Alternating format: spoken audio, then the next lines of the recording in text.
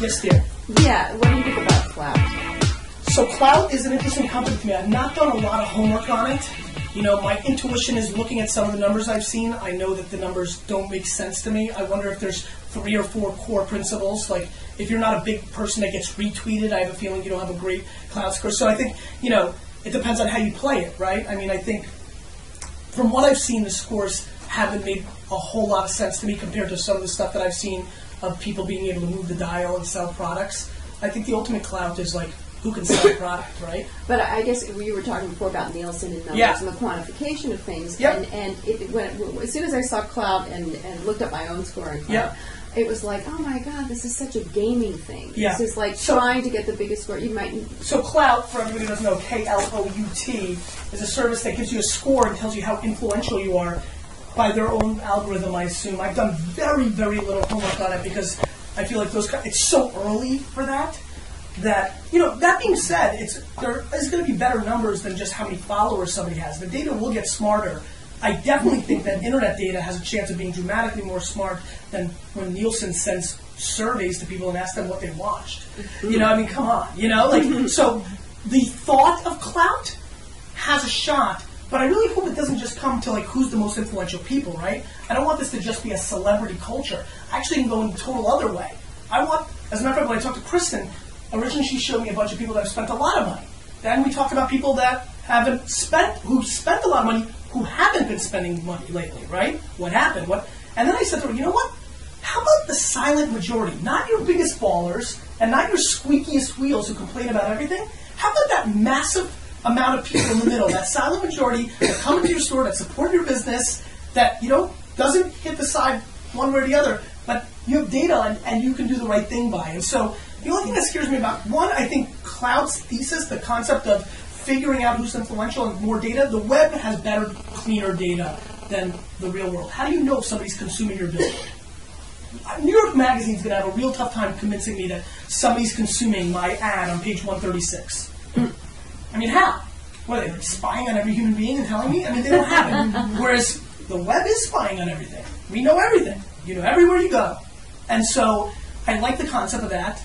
But I just hope it doesn't create a culture of an arms race again, where guys like me that have Clout scores in the 80s and 90s and things like that nature get everything, and everybody else gets left behind. That would be really detrimental to the businesses.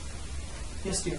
So you talked about like, kind of going back to a little bit of the small town, these businesses, and I'm thinking about starting my own business. Good for you. With this internet marketing, what do you think are the niches that need to be filled for new companies starting to help all these people? So I think the question is, what niche needs to be started in this internet world?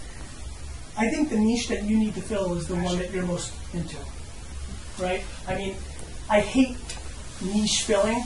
When I get emails like, Gary, hey, I read Crush It, and I'm going to start a green, you know, like mobile company. They put like 2 trendy words together, and they have no idea what they're doing, right? Like, I don't think you should worry about what needs to be filled. I think you need to scratch your own itch. The need that needed to be filled with Wine Library TV didn't exist until I created something I cared about and created the need. It was always there, but nobody would have been able to dissect it. Maybe we should have known that America needed somebody to talk to about wine that wasn't a douchebag, but we didn't, right? We didn't, and I filled it because I made something that I would have liked and consumed, right? And so I think the best opportunity for a solo entrepreneur or small business is to do something they like, because here's the part they never tell you about, the obnoxious amount of hard work. And take it from somebody who couldn't do hard work when it was something he didn't care about, like school, but could do unlimited hard work when it was something about that he liked.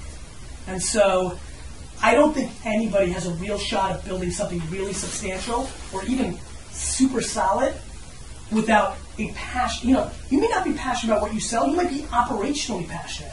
I think we have a couple of employees at Vaynerchuk that are just passionate about operations. It's actually kind of irrelevant to what their end product is. It's just structuring and building a business, right? Maybe it's a similar thing as being a contractor, just the thought of building something. But if you don't have a passion somewhere, I don't see anything winning. And more importantly, you're just going to give up. It's going to be too hard. You're not going to like it. You know, you're not going to like what you're doing. You're going to be filling an opportunity or a niche that you think is out there, everybody I know that's done that, and I didn't talk about thousands of people, consistently failed because it's just too hard. It takes a long time to build something real. You want to make money quick, go play lotto. Business is not going to do it for you. Not one that you're going to be happy about and or proud about. Yes, dear. Can you talk about how the demographic shift is going to happen? Because right now, let's say I'm a boomer demographic, Yep. and there doesn't seem to be the level of engagement of boomers. I have a big fan page for my business. And Yep. boomer, and, Yep. it doesn't seem to be the same kind of engagement in that demographic. Sure. But I can see it changing, but maybe Fast enough. So here's what I would say about that. The question is about the demographic of the people that use social. She's saying I'm part of the boomers, and I don't see the boomers engage as much. But I have seen it shift a little bit lately, but maybe not fast enough. It's absolutely true in a lot of ways, right? Outside of Facebook, which has, what's the generation before the boomers? There's 13 million women on Facebook between the ages of 45 and 60. I would say the number is dramatically more than 13 million. Out of 650 million users, I don't know, and I'll have to check. But now, what was the age you said? Between 45 and 60. I would be stunned if 45 to 60-year-old female only represented 13 million users. But it could be. I'll have to look. Now that they're all the way up to almost 700 million active users, it's incredible numbers. Then, whether it's 13 or more, it was 13 people, not 13 million 5 years ago, right? So it really depends on how long you can wait. I will tell you what I told myself in 2006 when I started Wine Library TV. Nobody's watching long-form video on the internet. So either I have the choice of being an innovator and making stuff happen and get the credit and the extra love when they're all here in 2008 or 9, or I can wait until they're here and make it happen. What happened was, once they were all ready to do it, I was standing there waiting for them. So, you know how people make real money in real estate? Because they actually buy the property like a year before the good stuff happens, and then everybody plays market. That's how I view what you should be thinking about. If you can afford to be patient, then you do it. Because if you're there for when it really happens, you're a face of it, you're a real play, you're a real destination. If you're trying to play catch-up once they're all there, I don't think you're putting in the foundation pieces needed to be successful. It's like building, a really nice mall, a year or two before the demo pops. You'll be really prepared. And so I would tell any entrepreneur to be ahead of the market if you can afford it. Because when you're playing catch-up, somebody with more money can catch up quicker, more opportunity, more infrastructure. The only way to kind of combat infrastructure and cash is to be ahead of the curve. Right now, everybody talks about mobile. Like every time you go to a presentation like this, it's always about.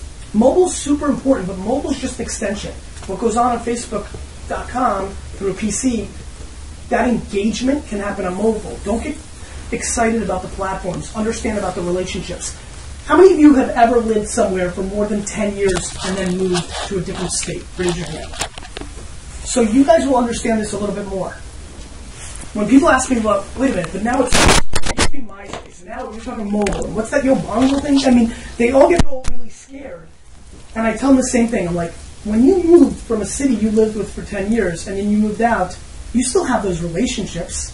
It's not like you moved from Cincinnati to New Jersey and now you're not allowed to talk to anybody in Cincinnati. And it's actually a lot easier. AJ, my brother, has many more high school relationships because they had AOL and Instant Messenger and they had Facebook to keep in touch. When I went to high school, nobody even had their own cell phone number, so you had the parents' phone number, you went away, they moved, it was over. You found them now because of Facebook. We're all finding each other again, right? I mean, so my point on this is build a community. When you guys move, you move together, and they'll be there. And so the community is the game. It's very similar to the way I view music, bands, really. There's a very big difference in the business model of what the Fish or the Grateful Dead have in place with their fan base and, let's say, a Lady Gaga.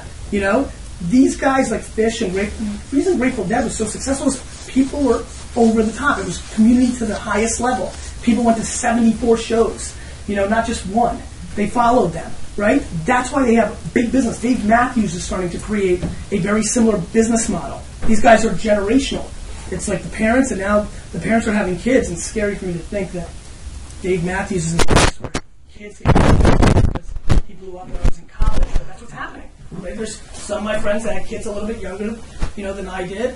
Have 7 and 8, 9-year-olds who actually listen to Dave Matthews, and it's pretty intense. But anyway, the fact matters, these business models are much better than the flash by pan overnight success. And so I think if you build your business in a way where you view it similar to building a Dave Matthews or Fish-like environment or Grateful Dead, that's what I'm looking for. I'm looking for people to treat their customers like they want to see them for the rest of their lives. And that's just something very, very different than everybody's been accustomed to. Because ultimately, here's why businesses did it. It didn't matter.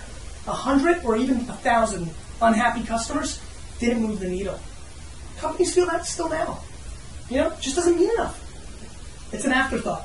It's a decimal number. It's an expense at the end of the year that really doesn't matter. Customers are more powerful today. We just are. We're ammoed. We're all multimedia companies. Look what's going on here. 2 people taping the show, right? How much would it cost her to tape this talk 15 years ago? 6 G's. Right? And we're all press releases now. Right? We walk out of here and say, this was a beautiful bookstore. That matters to the 17 people that consume it, who, oh, by the way, have context with you, care about you enough to follow you. Matters. We're saying things on Facebook and Twitter that we've never said before. Nobody in this room 10 years ago would have picked up a phone and called their best friend and said, Tropicana orange juice is yummer. You just wouldn't do it. But you do it now on Facebook. That is a status that I've seen, right? And it's making an impact on you. It is. You're seeing your aunt or your best friend or your nephew say it's a delicious orange juice. And when you go to AP or ShopRite, you go, oh, that's how it works. That's how television works. That's how Twitter works. It's impressions. It's branding.